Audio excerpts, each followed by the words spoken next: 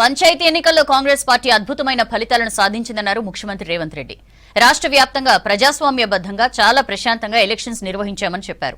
అధికారంలోకి వచ్చిన 2 ఏళ్ల తర్వాత ప్రజల్లోకి వెళ్తే తమను సంపూర్ణంగా ఆదరించారని చెప్పారు. రానున్న అన్ని ఎన్నికల్లోనూ ఇదే ఉత్సాహంతో గెలుస్తామని ధీమా వ్యక్తం చేశారు. ఇప్పటికీ ప్రతిపక్ష నేతలకు అహంకారం తగ్గలేదని చురకలంటించారు సీఎం.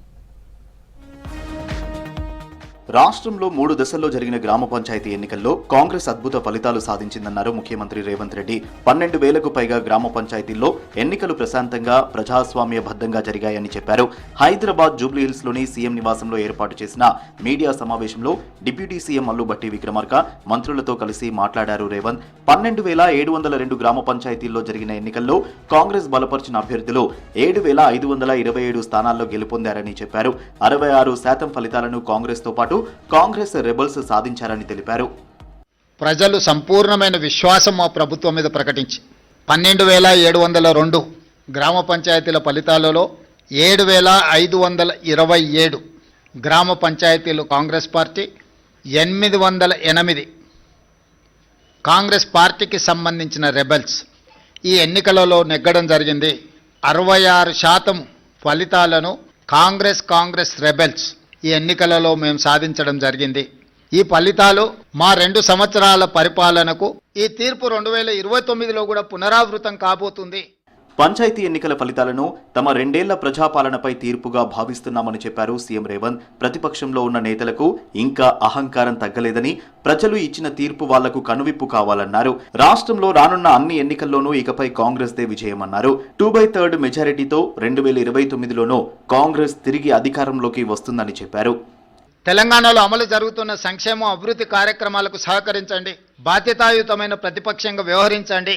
అంతే తప్ప మీ అసూయలతో, మీ ద్వేషంతో తెలంగాణ రాష్ట్రానికి నష్టం జరిగే విధంగా మీరు మాట్లాడకండి. ప్రతిపక్షంలో ఉన్న వాళ్లకు అధికారం కోల్పోయినా అహంకారం తగ్గలేదు. ఇంకొక ఆయన కడుపు నిండా విషం పెట్టుకొని, మూసీలో కాలుష్యం కంటే ఆయన కడుపులో విషం ఎక్కువగా కనిపిస్తుంది. ఆయన మాటల్లో, ఆయన చేతల్లో, ఆయన వ్యవహార శైలిలో. ఇప్పటికైనా ప్రజా తీర్పును గౌరవించి ప్రభుత్వం తీసుకుంటున్న నిర్ణయాలకు సహకరించి ముందుకు రావాలి. పంచాయతీ ఎన్నికల్లో బీఆర్ఎస్, బీజేపీ కూటమిగా పోటీ చేశాయన్నారు సీఎం రేవంత్. 2 పార్టీలు కలిసినా పెద్దగా ప్రభావం చూపలేకపోయాయన్నారు.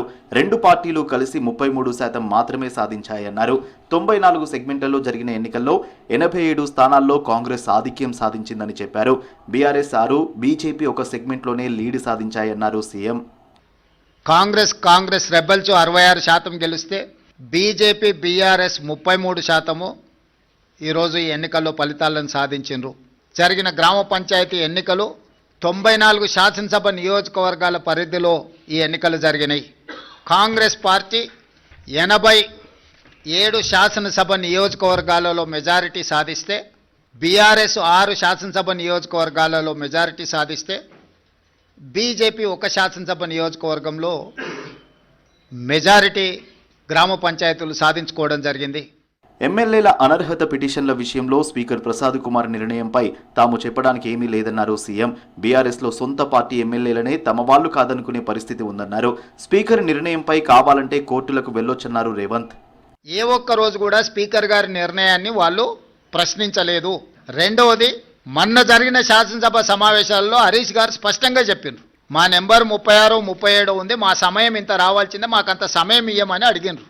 టీవీలో, పేపర్లో మేము చూసిన ప్రతి నెల 5,000 రూపాయలు ఎమ్మెల్యేల నుంచి వాళ్ళ టీఆర్ఎస్ ఎల్పీ నిర్వహణ కోసము డబ్బులు కూడా తీసుకున్నారని. మీ వాళ్ళనే మీ వాళ్ళు కాదు అని అనుకునే పరిస్థితి ఎందుకు దాపురించింది? ఇంత రాజకీయంగా ఇంత దుర్భరమైన, ఇంత నికృష్టమైన పరిస్థితి ఎవరికైనా వస్తుందా? సొంత పార్టీ ఎమ్మెల్యేలనే మా వాళ్ళు కాదు అని. గోదావరి, కృష్ణా జలాలపై రాష్ట్రానికి ఎవరు అన్యాయం చేశారో కేసీఆర్తో తాను చర్చకు సిద్ధమన్నారు రేవంత్. ఉమ్మడి రాష్ట్రంలో కంటే గత 10 ఏళ్ల బీఆర్ఎస్ పాలనలో తెలంగాణ ప్రజలకు కేసీఆర్ తీరని ద్రోహం చేశారని ఆరోపించారు. కేసీఆర్ గారిని ప్రతిపక్ష నాయకుడిగా లేఖ రాయమనుంది. కృష్ణా నదీ జలాలు, గోదావరి జలాలకు సంబంధించి ఎవరు ఏం చేసిండ్రో చర్చ చేద్దాం కూలంకషంగా. పూర్తి వివరాలతో వచ్చి కూర్చుందాం. ఏ విషయమైనా వారు లేవనెత్తని 10 సంవత్సరాలలో వారు చేసిన అన్యాయాన్ని, వారు సంతకాలు పెట్టి 299 టీఎంసీ మాకు చాలు, 512 టీఎంసీ ఆంధ్రప్రదేశ్ను తీసుకోమని కృష్ణానది జలాలలో ఏ విధమైన ఒప్పందాలు చేసిండో, ఈరోజు ఏదైనా పక్క రాష్ట్రం నుంచి మన హక్కులను సాధించినామంటే మేము అధికారంలోకి వచ్చిన తర్వాతనే. జాతీయ ఉపాధి హామీ పథకానికి కేంద్రం పేరు మార్చడం కక్షపూరితమే అని విమర్శించారు సీఎం రేవంత్. నేషనల్ హెరాల్డ్ విషయంలో సోనియా, రాహుల్తో పాటు ఇతర నేతలపై కేంద్ర ప్రభుత్వం అక్రమ కేసులు పెట్టి కక్ష సాధిస్తోందని మండిపడ్డారు. మహాత్మా గాంధీ ఉపాధి హామీ పథకాన్ని నిర్వీర్యం చేసి నీరుగార్చి పేరు మార్చడమే కాకుండా విధానాలను మార్చడం ద్వారా పేదలకి పథకాన్ని అందకుండా చెయ్యాలన్న కక్ష కుట్ర స్పష్టంగా కనిపిస్తుంది. కేంద్రంలో సోనియా గాంధీ గారి మీద, రాహుల్ గాంధీ గారి మీద కక్షతో కూడిన అక్రమ కేసులు పెట్టడం, కోర్టులు చీవాట్లు పెట్టినా కూడా మారకపోవడాన్ని మనం కళ్ళతో చూస్తున్నాం. హైదరాబాద్లో ఫుట్బాల్ ప్లేయర్ మెస్సీ మ్యాచ్కు రాష్ట్ర ప్రభుత్వం ₹1 కూడా ఖర్చు పెట్టలేదన్నారు సీఎం రేవంత్ రెడ్డి. సింగరేణి స్పాన్సర్గా వ్యవహరించిందని చెప్పారు. సింగరేణి సిఎస్ఆర్ ఫండ్స్ నుంచి డబ్బులు ఇచ్చిందన్నారు. స్టేట్ హెడ్గా తనను పిలిస్తే గెస్ట్గానే వెళ్లానని చెప్పారు. తన మనవడిని క్రీడాకారుణ్ణి చేయాలనుకుంటున్నట్లు మీడియా చిట్చాట్లో చెప్పారు సీఎం.